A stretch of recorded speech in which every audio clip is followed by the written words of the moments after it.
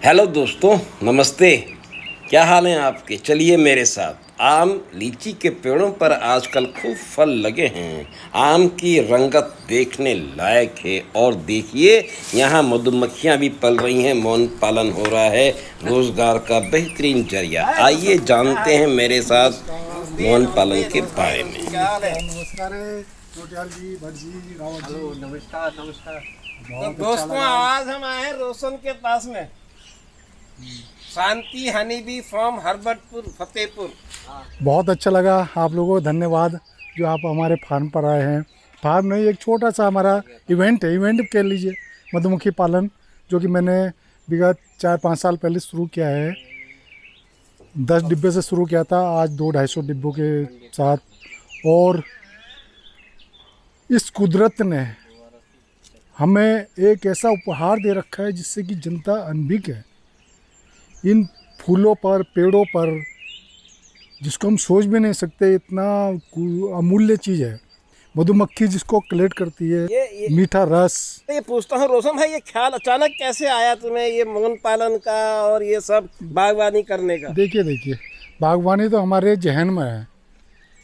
हमारा हम उस कास्ट से बिलोंग करते हैं जिन्होंने खेती करना ही सीखा है। तो ये तरह के काम हम शहर में गए, शहर में हमने तरह तरह के काम करे, मगर उम्र के पड़ाव पर अब हमें घर पे, अपने घर में रहना था, तो कोई ऐसा काम ढूंढना था जो घर पर रह के आसानी से हो सके। मैंने मशरूम उत्पादन भी किया है, अन्य काम भी किए, बहुत सारे काम किए, परंतु जितना मज़ा मुझे इस बी कीपिंग में आया है, उसका मेन कारण है कि जो हमारा प्रोडक्शन है उसको बेचने की कोई समस्या नहीं है, और मुँह मांगा रेट पे बिकता है। स्टोरेज की कोई समस्या नहीं है, कितने साल रख लो। कोई भी सब्जी, कोई भी मशरूम या कोई भी चीज़ आप एक निश्चित समय से ज़्यादा रख नहीं सकते। कंज्यूम करना पड़ेगा या उसको यूज करना पड़ेगा, कैसे भी। अच्छा, एक चीज बताइए, ये जो मधुमक्खियाँ होती हैं, बीज जो होती हैं, हनी बी, ये कितने किस्म की होती हैं और आप कौन सी पालते हैं? एक्चुअल में अमूमन तो सैकड़ों प्रकार की मधुमक्खियाँ होती हैं। इसमें कम से कम 3-4 प्रकार की मधुमक्खी ऐसी होती है जो मधु बनाती हैं, जिसमें एक मधु बोले तो शहद, शहद, हनी। जिसमें ये एक हमारी जंगली मक्खी होती है जो पेड़ों पे लगती है, बड़े बड़े छत्ते बनाती है पानी की टंकी पर, जगह जगह। वो पाली नहीं जा सकती, वो है जंगली, हम उसको जंगली बोलते हैं।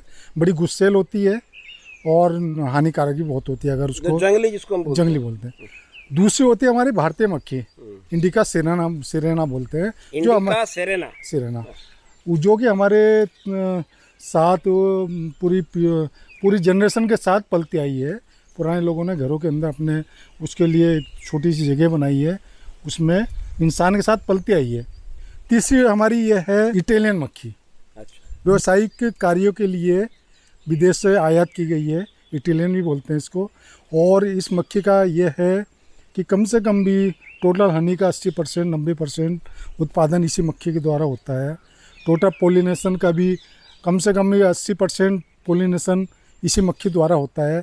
इसलिए होता है क्योंकि ये मधुमक्खी को लोग पालते हैं, फूलों के हिसाब से जगह जगह माइग्रेशन करते हैं। मतलब ये हुआ कि मधुमक्खी पालने से जहां आपको शहद मिलता है, वहीं किसान की खेती का उपजाऊ शक्ति भी बढ़ती है। बिल्कुल बिल्कुल। और उसका जो पोलिनेशन है, जो उसमें जो पराग इधर से उधर होता है, उसमें भी मधुमक्खियों का बहुत बड़ा योगदान बहुत बड़ा नहीं, मेजर योगदान है।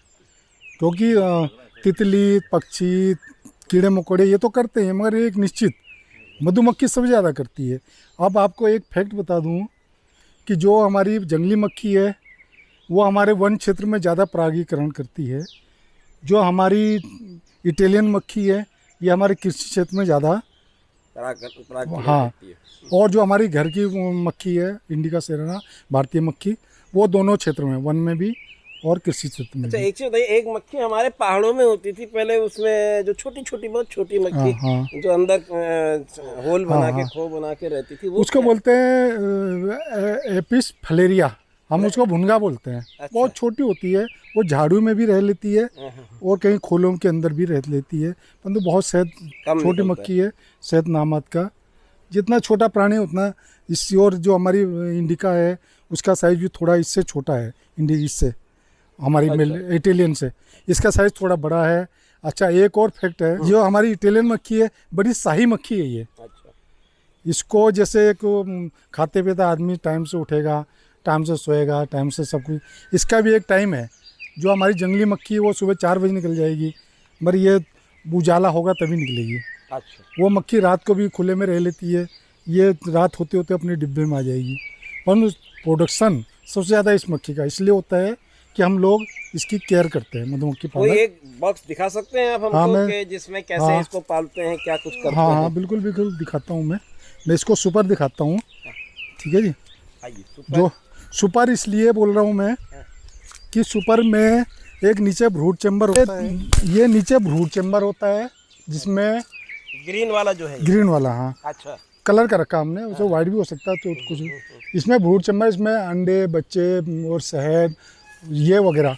और ये हमारा ऊपर होता है, सुपर बोलते हैं इसको। अच्छा। अगर हम सुपर लगाएंगे हाँ। तो मधुमक्खी नीचे तो भी शहद होगा, हाँ। परंतु ऊपर क्या होगा, ऊपर ये शहद भरेंगे ज़्यादा। अच्छा। अच्छा, ये हाँ हाँ, ये इसका छत्ता होता है।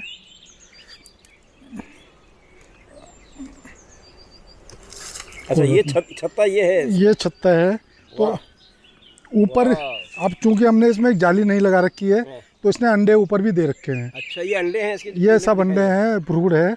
और इसी को निकाल के मक्खी ये निकलती अंडे है। हैं। हाँ, और शहद यहाँ पर होगा, ये छोटा अच्छा, छोटा। ये जो हॉल बने हैं। हाँ, और जब हम सुपर में सीजन पे काम करेंगे तो इसमें एक रानी अवरोधक जाली लगाएंगे, तो रानी ऊपर नहीं आएगी। ऊपर नहीं आएगी तो ऊपर से वर्कर आएंगे। रानी मक्खी के बीच में होती है इसमें?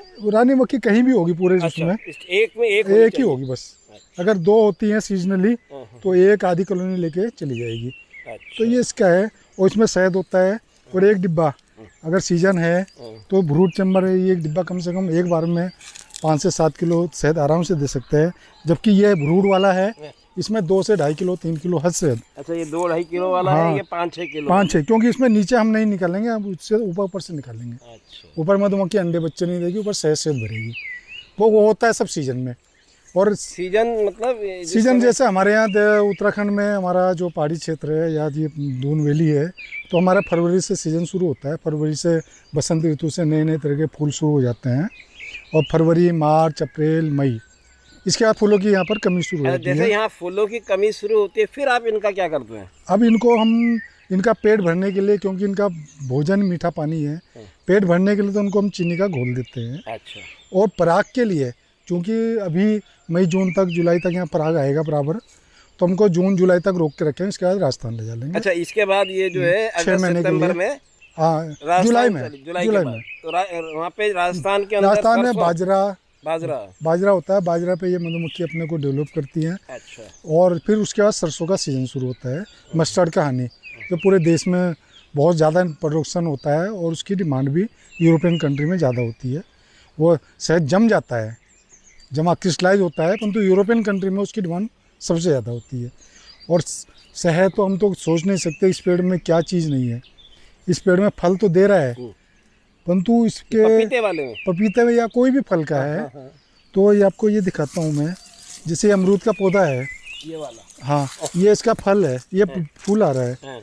इसमें इसको मधुमक्खी को पराग और नेक्टर मतलब मीठा रस और पराग ये तो मिलेगा। इसके बाद जो ये है पोर्शन जहाँ से पत्ती जुड़ी हुई है, यही जुड़ा हुआ है, यहाँ से इसको एक चिपचिपा पदार्थ मिलता है। अच्छा। जिससे ये पर पॉलिश बनाती हैं, गोंद बनाती हैं, मोम बनाती हैं। जिसका मोम जो होता है। हाँ हाँ, ये सारी चीज़ें इसी से वो होती है।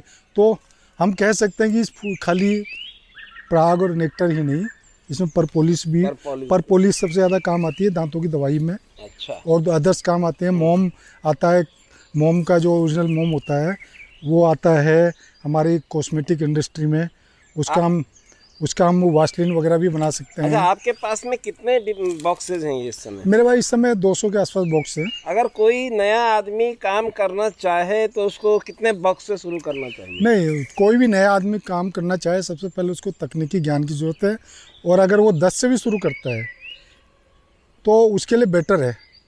पहले उसको ट्रेनिंग लेना। ट्रेनिंग, हाँ, वो ट्रेनिंग कितने दिन का होता है? ट्रेनिंग तो 2-3 दिन का ट्रेनिंग लायक होता है, परंतु असली ट्रेनिंग होती है जब वो अपना बॉक्स खरीदेगा और एक पूरे साल का कैलेंडर बिताएगा, मतलब पूरा साल मक्खी के बीच में बिताएगा, तो उसको पूरे हर महीने का ज्ञान हो जाएगा, किस महीने कौन सा फूल हो रहा, किस महीने नहीं हो रहा, किस महीने इनको फीडिंग की ज़रूरत है, किस महीने नहीं है, और किस महीने इसमें प्रोडक्शन निकल रहा है। यह ज्ञान पूरे 1 साल काम करने के बाद होगा। ओके, तो रोशन भाई ये बताइए, साल भर बाद उसने ये काम किया, सीखा, सब कुछ किया, हाँ, साल भर का खर्चा उसका अपना तो निकल ही जाएगा मेरे ख्याल से 10 बॉक्स से। 10 से नहीं निकलेगा, हाँ। मल्टीप्लाई करना पड़ेगा। 10 बॉक्स से तो देखो कुछ नहीं, हाँ अब 1 गाय पालोगे उतना ही खर्चा होगा, 10 पालोगे उतना ही खर्चा अच्छा, 10 होगा। में खर्चा बराबर हो जाएगा, खर्चा हाँ, भी और अगर कमाई भी। इसी, हाँ, इसको अगर 100 कम से कम भी 100 बॉक्स पालेंगे तब जाके साल का एवरेज निकलेगा। अच्छा, 100 मल्टीप्लाई बॉक्स रखने पर हाँ, कितनी एक कमाई हो जाएगी उसकी? इसमें 100 बॉक्स रखने में 2 से 2.5 लाख 3 लाख 3-4 लाख रुपया 3 लाख आराम से हो सकती है एक पूरे साल का। साल भर। 3 लाख रुपया वो साल की कमाई कर सकता है। हाँ। खर्चा कितना आएगा? खर्चा इसमें कम से कम भी 1-1.5 लाख रुपए खर्चा आएगा। 1 लाख रुपया लगा के 3 लाख रुपया वो कमा सकता है। 2 लाख तो कमाई सकता है, दो, कम से कम 2 तो कमाएगा। मेरा कहना है कि मल्टीप्लाई करना, अगर वो करने वाला है, तकनीकी ज्ञान है उसके पास, और उसके पास एक टीम है, तो ये खाली 100 नहीं, 200 पालो, 300 पालो, 400 पालो, 500 पालो, तो हमारा जो प्रॉफिट है मल्टीप्लाई होगा। तो आप नौजवानों से क्या कहेंगे कि मतलब जो आजकल बेरोजगारी बड़ा समस्या है, संकट है, एक तो ये इस व्यवसाय में आने के लिए कैसे प्रेरणा क्या मिल सकती है उनको? कैसे देखिए, वो करें? सबसे पहले अपना मन बनाना पड़ेगा कि हमने ये काम करना है, इस काम के बारे में सीखना पड़ेगा, देखना पड़ेगा। परंतु इस काम में इतनी संभावनाएं हैं, इतनी मुझे नहीं लगता कि और किसी दूसरे काम में होगी। इतना पोटेंशियल है इस काम में, मगर करना पड़ेगा, मेहनत करनी पड़ेगी। बिना मेहनत के तो कुछ भी नहीं मिलेगा, बिना मेहनत के तो चोरी मेहनत करनी पड़ेगी। पड़ेगी, और अगर आपकी टीम बढ़िया है और बढ़िया मेहनत कर सकते हैं, पैसे भी लगते हो, तो कोई आप कम से 10 कम कितने आदमी चाहिए उसको काम करने? 2-3 2-3 की टीम होनी चाहिए। टीम होनी चाहिए। हाँ, देखा, अगर आपके पास 200-300 बॉक्स हैं, 2-3 आदमी हो, एक बॉक्स 50 बॉक्स हैं, तो एक आदमी संभाल सकता है। हाँ, हाँ। और जब उसकी जरूरत होती है लेबर्स की, तो लेबर हायर कर ली हायर कर ली जाती है। परंतु एक टीम वर्क में जितना बढ़िया काम होता है, जब शहद निकालने का समय होता है तब टीम की ज़रूरत होती है, जब हम इसको माइग्रेट करते हैं तब टीम की ज़रूरत होती है। ये 2-3 हार्ड काम है, बाकी उसके बाद कुछ नहीं। आपने सिर्फ इनको देखना है, इनका भूख का, पानी का ख्याल रखना है, और इनको 1-1, 2-2 महीने में सफाई करनी है। कोई भी कर सकता है इसको, मगर तकनीकी ज्ञान का होना बहुत। ये हमारा ना पैकेजिंग रूम है। अच्छा। पैकेजिंग रूम, हम ये बॉक्स वगैरह हैं, ये बोतल्स वगैरह हैं, कांच की और प्लास्टिक की दोनों होती है हमारे पास डिमांड के अनुसार। ये हमारा पैक भरा हुआ है, शहद है हमारा ये, ठीक है जी। इसमें शहद है, इसमें बोतल्स है, इसमें शहद है। ये शहद देखिए, अरे ट्रांसपेरेंट बिल्कुल। अरे ये कौन सा शहद है? शहद बहुत तरीके के होते हैं, उसका कलर देखिए, इसका कलर देखिए। अच्छा, हाँ, ये बिल्कुल काला है। हाँ, हाँ, नहीं वो काला तो अंधेर की वजह से लग रहा है, तो कलर बहुत तरह के होते हैं हमारे पास, खाली एक ही शहद नहीं होता, तरह तरह के शहद वनस्पति के ऊपर, जैसे जामुन का हो गया, तुलसी का, मस्टर्ड का हो गया है, और हमारा बहुत तरह के शहद, जैसी फसल वैसे लीची का शहद, यूकेलिप्टस का शहद। अच्छा, ये हाँ, तो ये तो मधुमक्खी ने ड्रॉ कर लिया थोड़ा थोड़ा। अच्छा, हाँ, ये मोम इसका अंदर होता है। ये मधुमक्खी अपने आप बनाती है, नेचुरल मोम है। ये फीडर है, ये मधुमक्खी को फीड देते हैं, इसी तरह का। क्योंकि हमारा तो मेन है कि हम शहद की निकालने के बाद सेलिंग भी करते हैं। अच्छा, हाँ, मेन तो हम पैकिंग करते हैं, हाँ, फिर सेलिंग करते हैं, तो उससे हमें फायदा होता है, हमें दिक्कत नहीं आती ना, दिक्कत नहीं आती, और हमें बहुत बढ़िया रेट मिलता है। ये शांति हनी भी, ये हमारा वो है brand name, Shanti honey ji, Fatehpur herbal, Fatehpur brand, Fatehpur brand, herbal के पास देवन हॉस्पिटल के बैक साइड में। देवन हॉस्पिटल यहाँ पुराना हॉस्पिटल लोग जानते हैं। और कभी किसी को मंगाना हो तो आप अपना फ़ोन नंबर दो। हाँ, किसी को मंगाना है तो हमारा फ़ोन नंबर 9412369034। एक बार 9412369034। आप इस पर अगर, हाँ, रोशन मौर्य, इस पर अगर फ़ोन कर सकते हैं तो हम देहरादून और जहाँ तक हमारी पहुँच है, हम आना जाना रहता तो हम लोग घूमना दे सकते हैं, सप्लाई कर सकते देते भी, ऐसा नहीं है। हैं। ठीक है रोशन भाई, आज हम रोशन मौर्य से मिले और इन्होंने पूरा इसके बारे में बताया कैसे मौन पालन किया जा सकता है, नौजवान कैसे अपनी आय को बढ़ा सकते हैं बिना कुछ बहुत बड़ा इंफ्रास्ट्रक्चर खड़े किए बिना। एक बहुत छोटी 1 लाख रुपए की छोटी सी लागत के अंदर एक वो अपना काम शुरू कर सकता है। बिल्कुल। और फिर 2-3 लाख रुपया शुरुआती तौर पर, उसके बाद जितना उसकी हिम्मत है काम बनाने की वो काम कर सकता है। रोशन भाई बहुत बहुत शुक्रिया तुम्हारा, आपने हमें समय दिया। और दोस्तों कभी शहद लेना हो, रोशन भाई का शांति हनी बी, वहाँ से शहद लें और प्योर शहद खाएं, अपनी सेहत बनाएं। Thank you. Thank you.